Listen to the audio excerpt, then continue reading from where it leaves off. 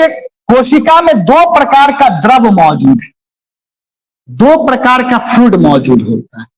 एक द्रव आप देख रहे होंगे कहां था बाबू, एक द्रव आपको न्यूक्लियस के बाहर मौजूद था, केंद्रक के बाहर, और एक द्रव कहां मौजूद था, केंद्रक के भीतर मौजूद था। तो कोशिका में कितने प्रकार का द्रव होता है, दो प्रकार का, एक केंद्रक के बाहर और दूसरा कहां होता है, केंद्रक के अंदर होता है। यानी कि द्रव कहां कहां मौजूद था,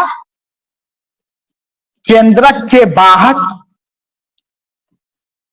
केंद्रक के बाहर, इसको कहते हैं extra nuclear fluid, extra nuclear fluid. Extra मतलब बाहर, ठीक है, और न्यूक्लियर मतलब केंद्रक। ने कहा एक्स्ट्रा खर्चा हो गया, मॉल गए, कुछ लेने का मन नहीं था लेकिन देखे तो पसंद आ गया, तो एक्स्ट्रा खर्च हो गया। एक्स्ट्रा मतलब जो सोच के गए थे उससे ज्यादा खर्च करके आ गए, तो एक्स्ट्रा मतलब बाहर, न्यूक्लियर मतलब न्यूक्लियस के बाहर। तो न्यूक्लियस के बाहर जो द्रव है उसको केंद्रक के बाहर द्रव कहते हैं, या इसी को हम लोग क्या कहते हैं, साइटोप्लाज्म कहते हैं, क्योंकि कोशिका द्रव ही तो है जो केंद्रक के बाहर मौजूद है। अगर डायग्राम में देखिएगा तो केंद्रक के बाहर आपको क्या मौजूद है, तो कोशिका द्रव मौजूद है। ये जो येलो डॉटेड लाइन से दिखाएं ये वाला, ये हमारा क्या है, कोशिका द्रव है। दूसरा जो द्रव मौजूद है वह केंद्रक के भीतर मौजूद है। दूसरा जो है ये हमारा कहां है, केंद्रक के भीतर, जिसको हम लोग क्या कहेंगे, इंट्रा न्यूक्लियर फ्लूइड कहते हैं। तो केंद्रक के भीतर जो द्रव मौजूद होता है इसी को हम न्यूक्लियोप्लाज्म कहते हैं।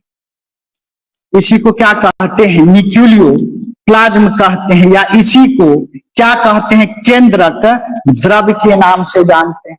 और इसी दोनों द्रव को सम्मिलित रूप से हम किस नाम से जानते हैं, तो प्रोटोप्लाज्म के नाम से जानते हैं।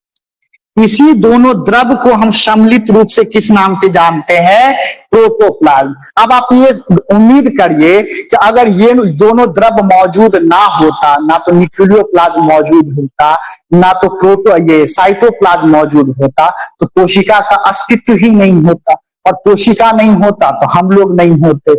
इसलिए प्रोटोप्लाज्म को क्या कहा जाता है, बेसिस ऑफ लाइफ कहते हैं, जीवन का आधार कहते हैं। तो पूछता है कई दफा क्वेश्चन कि जीवन का आधार किसको कहते हैं, तो जीवन का आधार प्रोटोप्लाज्म को कहते हैं। एक क्वेश्चन बीपीएससी टीचर में पूछ दिया था कि भैया प्रोटोप्लाज्म शब्द जो है वह किनके द्वारा दिया गया, तो प्रोटोप्लाज्म पी से, अब पी से पुरकिंजे।